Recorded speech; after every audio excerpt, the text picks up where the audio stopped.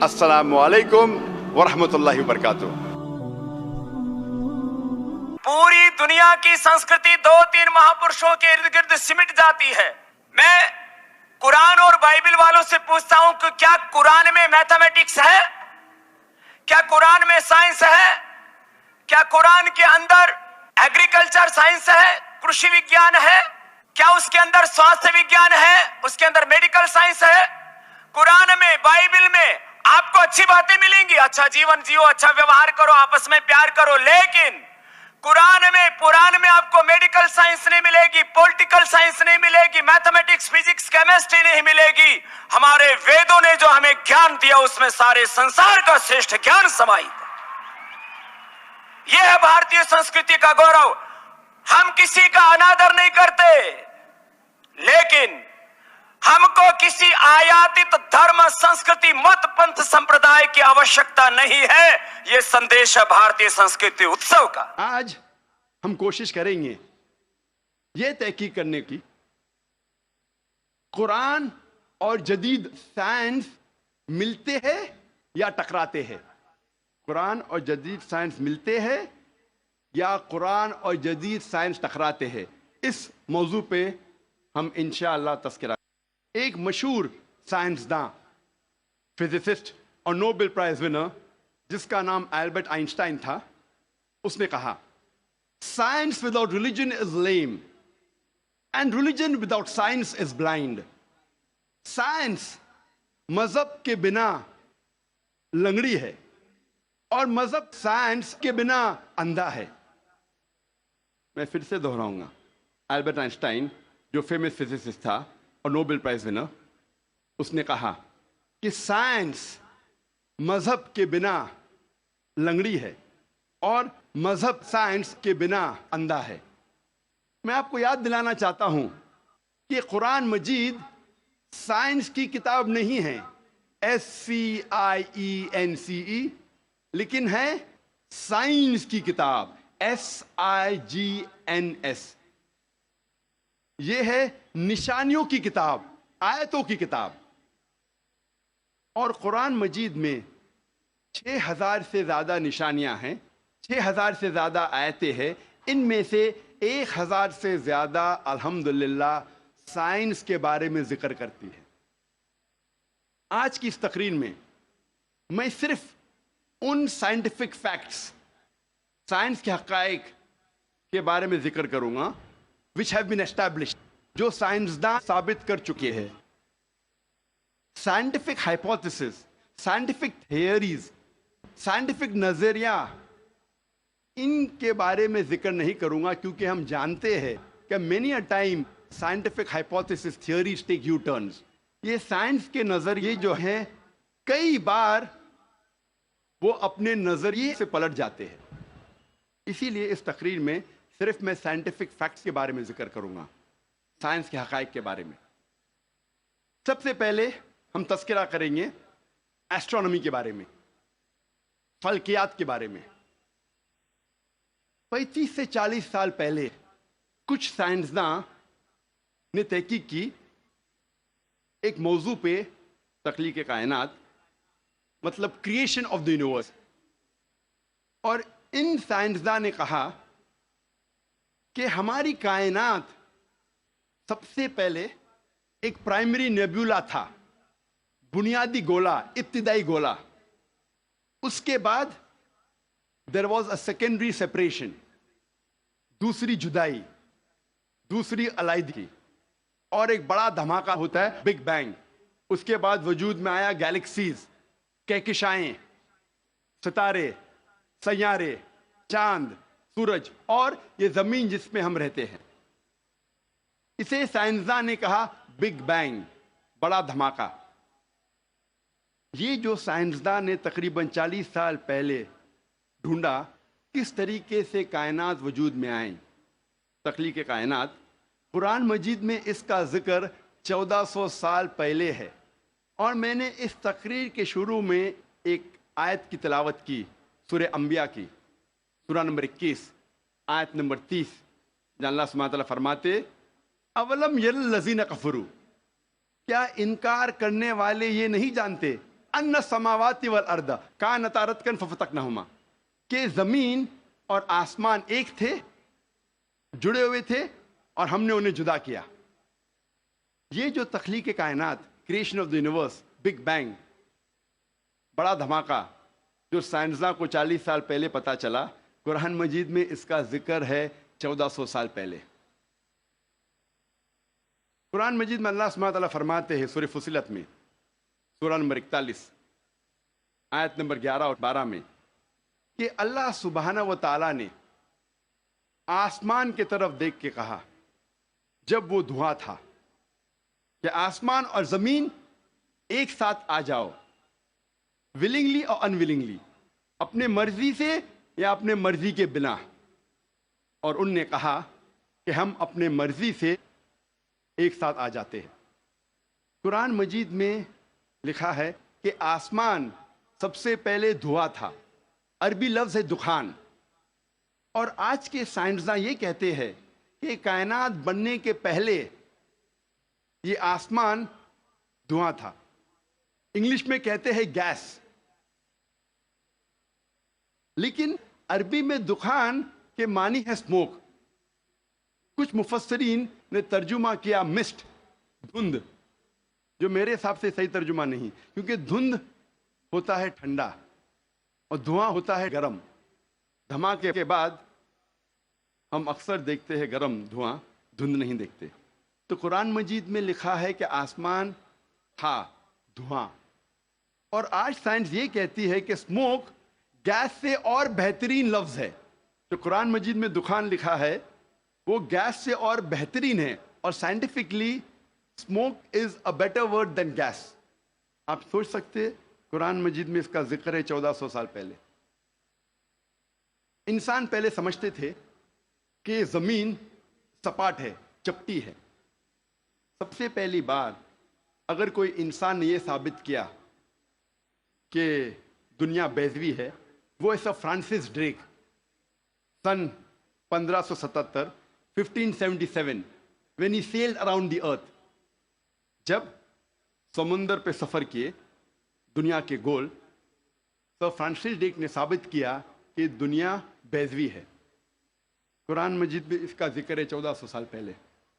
قرآن اللہ تعالیٰ فرماتے ہیں سورہ لقمان میں، سورہ نمبر 31 آیت نمبر 29 میں، الم ترى ان اللہ یلیج اللیل فی النہار ویلیج النہار فی اللیل، اللہ سبحانہ و تعالیٰ نے رات کو دھیرے دھیرے آہستہ آہستہ دن میں تبدیل کیا، اور دن کو دھیرے دھیرے آہستہ آہستہ رات میں تبدیل کیا۔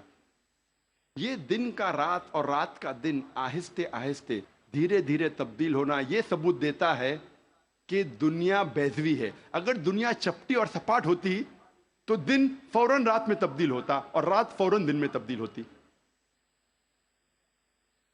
اللہ تعالیٰ فرماتے سورہ الزمر میں، سورہ نمبر 39 آیت نمبر 5 میں، کہ اللہ سبحانہ و تعالی رات کو دن پہ لپیٹتا ہے اور دن کو رات پہ لپیٹتا ہے۔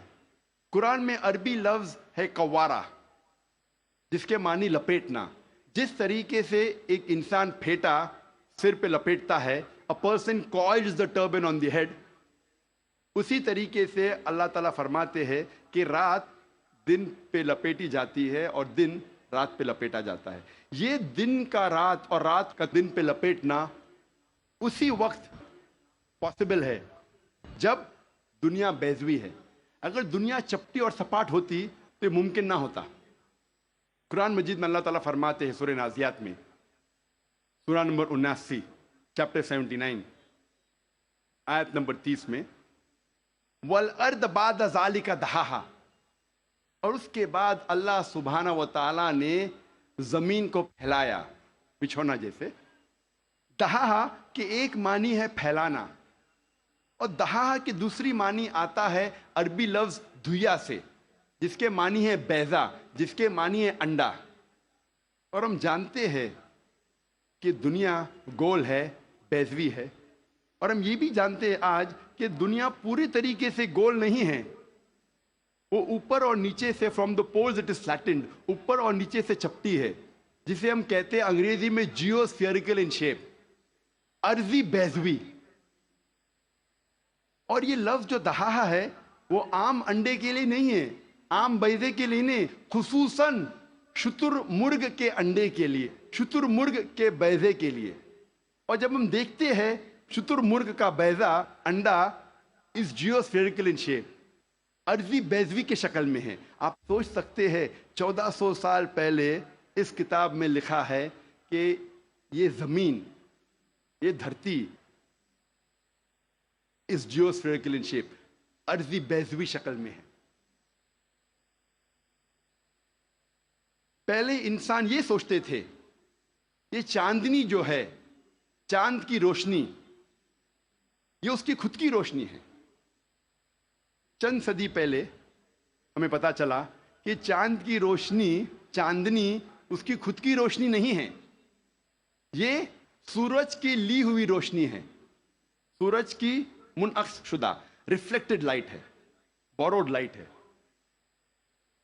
قرآن مجید میں اللہ سبحانہ تعالیٰ فرماتے ہیں سورہ فرقان میں، سورہ نمبر 25 آیت نمبر 61 میں، اللہ سبحانہ و تعالیٰ نے آسمان میں برج رکھے، تاروں کے جھنڈ، اور اس میں رکھا سورج جس کے پاس خود کی روشنی ہے، سلگتا ہوا چراغ، اور رکھا چاند جس کی لی ہوئی روشنی ہے. قرآن میں سورج عربی میں کہا گیا ہے شمس، اور اس کی روشنی کو کہا گیا ہے سراج، وہاج اور دیا، جس کے معنی ہے سلگتا ہوا چراغ یا مشال یا دیا. تینوں کے معنی ہیں کہ سورج کی روشنی خود کی ہے. اور چاند کو کہا گیا ہے قرآن مجید میں قمر، اور چاندنی کو کہا گیا ہے منیر یا نور. منیر مینز بوروڈ لائٹ، لی ہوئی روشنی، یا نور میننگ ریفلیکٹڈ لائٹ، منعکس شدہ روشنی، ریفلیکٹڈ لائٹ. آپ سوچ سکتے قرآن مجید 1400 سال پہلے کہتا ہے کہ یہ چاندنی خود کی روشنی نہیں ہے، چاند کی لی ہوئی روشنی ہے. اور اس کا ذکر سورہ فرقان سورہ نمبر 25 آیت نمبر 61 کے علاوہ سورہ یونس میں سورہ نمبر 10 آیت نمبر 5 میں، اور سورہ نوح میں سورہ نمبر 71 آیت نمبر 15 اور 16 میں. پہلے سائنسداں یہ سمجھتے تھے کہ زمین کائنات کا مرکز ہے اور باقی سیارے، چاند اور سورج زمین کے گول گھوم رہے ہیں، چکر لگا رہے ہیں. اسے کہتے تھے تھیوری آف جیو سینٹرزم، زمین کو مرکز سمجھنے کا نظریہ. اور یہ لوگ 2 صدی سے، ٹولمی کے وقت سے مانتے تھے. 16ویں صدی تک، جب تک کوپرنیکس نے کہا کہ زمین کے گول چاند اور سیارے نہیں چکر لگا رہے ہیں، لیکن سورج کے گول زمین، چاند اور باقی سیارے چکر لگا رہے ہیں، گھوم رہے ہیں. اسے کہتے تھے ہیلیو سینٹرک تھیوری، مطلب سورج کا مرکز ہونے کا نظریہ.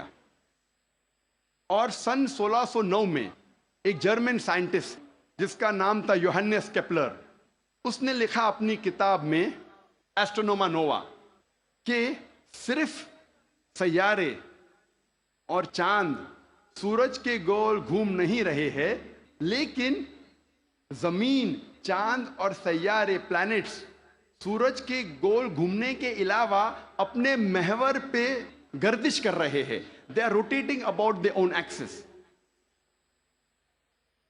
اور جب میں اسکول میں تھا، میں سن 1981 میں 10ویں میں تھا، جغرافی میں نے پڑھا تھا کہ زمین، چاند اور سیارے، پلانٹس، وہ چکر لگا رہے ہیں، they are revolving and rotating, اور اپنے محور پہ گردش کر رہے ہیں. لیکن سورج اپنے محور پہ گردش نہیں کر رہا ہے. لیکن میں نے جب قرآن کی ایک آیت پڑھی، سورہ انبیاء سورہ نمبر 21 آیت نمبر 33 میں اللہ سبحانہ تعالیٰ فرماتے ہیں هو الذی خلق اللیل والنہار اللہ سبحانہ و تعالیٰ نے رات اور دن بنایا، والشمس والقمر، سورج اور چاند، کل فی فلک یسبحون، وہ گھوم رہے ہیں اور اپنے محور پہ گردش کر رہے ہیں۔ قرآن کا لفظ یہاں ہے یسبحون۔ قرآن یہ کہتا ہے کہ sun and the moon are revolving, چکر لگا رہے ہیں، گھوم رہے۔ اس کے علاوہ یسبحون، یہ عربی لفظ یسبحون آتا ہے لفظ صباح سے، اور صباح ایک عربی لفظ ہے جو چلتے ہوئے جسم کے موومنٹ کو ڈسکرائب کرتا ہے۔ مثال کے طور پہ اگر میں کہوں گا کہ کوئی انسان پانی میں سباہ کر رہا ہے، اس کے یہ معنی نہیں کہ وہ پانی کے اوپر فلوٹ کر رہا ہے، اس کے معنی ہے کہ وہ پانی میں تیر رہا ہے۔ اگر میں کہوں گا کوئی سباہ کر رہا ہے زمین پہ، اس کا مطلب نہیں کہ وہ آدمی زمین پہ رول کر رہا ہے، اس کا مطلب ہے کہ وہ انسان زمین پہ چل رہا ہے یا دوڑ رہا ہے۔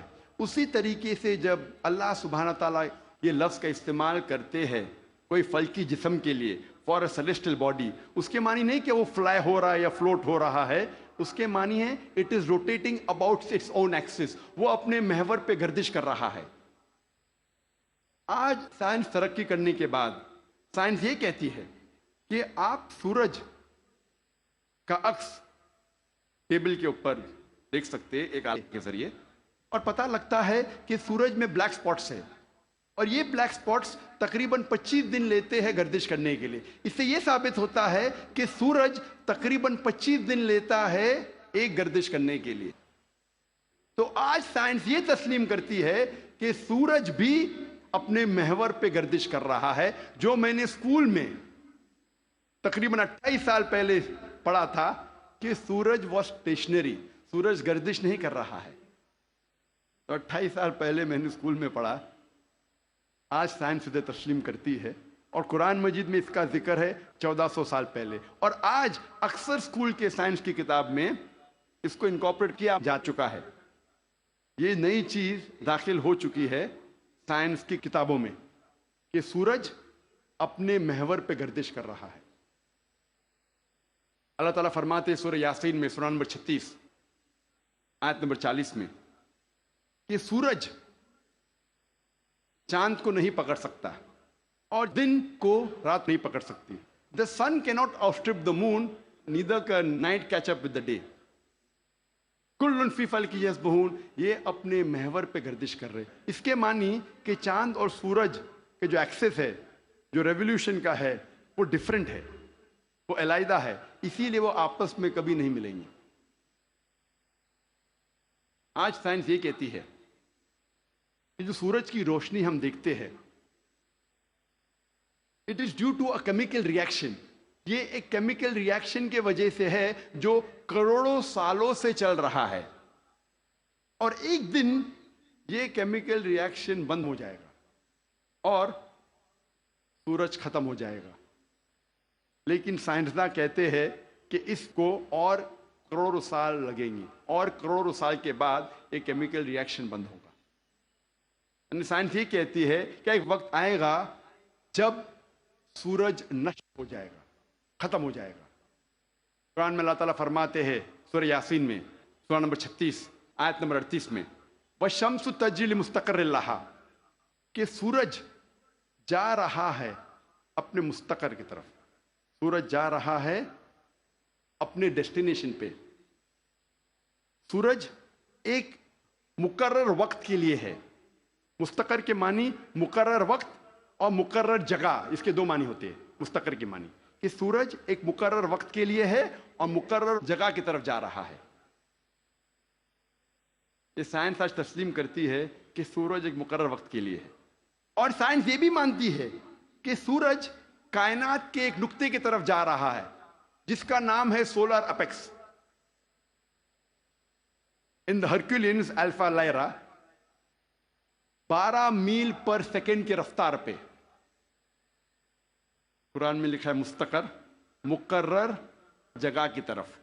سائنس کہتی ہے دونوں معنی مستقر کے، مقرر جگہ اور مقرر وقت، دونوں الحمدللہ صحیح ہے۔ اور اس کا ذکر سورہ یاسین سورہ نمبر 36 آیت نمبر 38 کے علاوہ سورہ رعد میں بھی ہے، سورہ نمبر 13 آیت نمبر 2، سورہ فاطر سورہ نمبر 35 آیت نمبر 13، سورہ لقمان سورہ نمبر 31 آیت نمبر 29، اور سورہ الزمر سورہ نمبر 39 آیت نمبر 5 میں سب جگہ کہا گیا ہے کہ سورج ایک مقرر وقت کے لیے ہے، ایک مقرر جگہ کی طرف جا رہا ہے۔ آج سائنس یہ کہتی ہے جو آسمان ہمارے زمین کے اوپر ہے، جسے ہم کہتے ہیں ایٹماسفیئر، وہ ایک محفوظ چھت کی طرح ہے، اور سائنسداں یہ کہتے ہیں کہ خطرناک rays like ultraviolet rays, X rays, یہ چھت، یہ ایٹماسفیئر ان خطرناک ریز کو زمین پہ آنے سے روکتا ہے، ورنہ زمین پہ جاندار چیز مٹ جائیں گی۔ قرآن میں اس کا ذکر ہے سورہ انبیاء میں سورہ نمبر 21 آیت نمبر 32 میں کہ اللہ سبحانہ و تعالیٰ نے آسمان کو ایک محفوظ چھت بنایا، a protected ceiling, a canopy well guarded۔ آپ سوچ سکتے ہیں قرآن میں اس کا ذکر 1400 سال پہلے ہے، جو سائنسدان نے حال ہی میں 50 سال پہلے، 100 سال پہلے، 150 سال پہلے کہا کہ یہ atmosphere is a protected ceiling۔ جی خوش آمدید دوستو، امید کرتا ہوں ویڈیو آپ نے پوری دیکھی ہوگی اور آپ کو پسند بھی آئی ہوگی۔ میرے بھائیو دوستو، قرآن کیسی کتاب ہے اور قرآن میں کن چیز کا علم ہے، تو ان کے بارے میں وضاحت کرنے کی ضرورت نہیں، کیونکہ قرآن ایک ایسی روشنی ہے جس کو بیان کرنے کی ضرورت نہیں، بلکہ قرآن کی روشنی نے خود اپنے آپ کو متعارف کروا دیا ہے پوری دنیا میں آج سے 1400 سال پہلے کہ میں کس کی کتاب ہوں۔ میرے بھائیو دوستو، اسی قرآن مجید سے پہلے بھی آسمانی کتابیں نازل ہوتی گئی، لیکن وقت کے ساتھ ساتھ ان میں تبدیلی آتی گئی، ان میں جو ہے نا تبدیلی وغیرہ ہوتی گئی، ان میں غلطیاں ہوتی گئی، اور رفتہ رفتہ پھر وہ اپنی اصلی حالت میں نہیں رہی۔ تو میرے بھائیو دوستو، قرآن مجید سے پہلے بھی آسمانی کتابیں نازل ہوئی، لیکن وہ اپنی اصلی حالت میں بالکل بھی نہیں رہی، اس میں تبدیلیاں کی گئی۔ لیکن بات جب قرآن کی آتی ہے تو قرآن جب نازل ہوا تو قرآن کے نازل ہوتے ہی پوری دنیا میں ایک انقلاب آیا، کیونکہ قرآن مجید نے حق اور باطل کے درمیان فرق واضح کر دیا۔ یہی وہ قرآن ہے جس نے مکے کے جاہلوں کو اور مکے کے جتنے جاہل لوگ تھے ان کو بدل کر صحابہ کرام بنا دیا۔ قرآن مجید کی برکت یہی ہے کہ اس قرآن مجید نے، اس کتاب نے ان لوگوں کو جو ایک دوسرے کے ساتھ 100 سال تک دشمنی کرتے تھے، ذرا سی بات پر مار پیٹ اور لڑائی جھگڑے دشمنیاں، ان لوگوں کو صحابہ بنا دیا، اور ان کے بارے میں پھر اللہ تعالیٰ کا ارشاد ہوا کہ رضی اللہ عنہم ورضوا عنہ۔ تو میرے بھائیو دوستو، قرآن مجید سے پہلے جتنی کتابیں نازل ہوئی تو وہ کتابیں اپنی اصلی حالت میں نہیں رہی، جبکہ اگر آپ قرآن مجید کی بات کریں تو قرآن ہمیشہ سے اصلی حالت میں ہے اور رہے گا۔ کیونکہ اس کی حفاظت کی ذمہ داری اللہ تعالیٰ نے لی ہے۔